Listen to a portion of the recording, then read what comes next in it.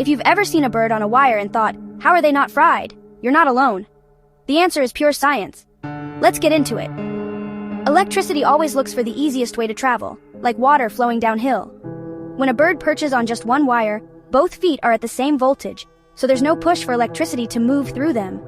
The current keeps cruising along the wire, totally ignoring the bird.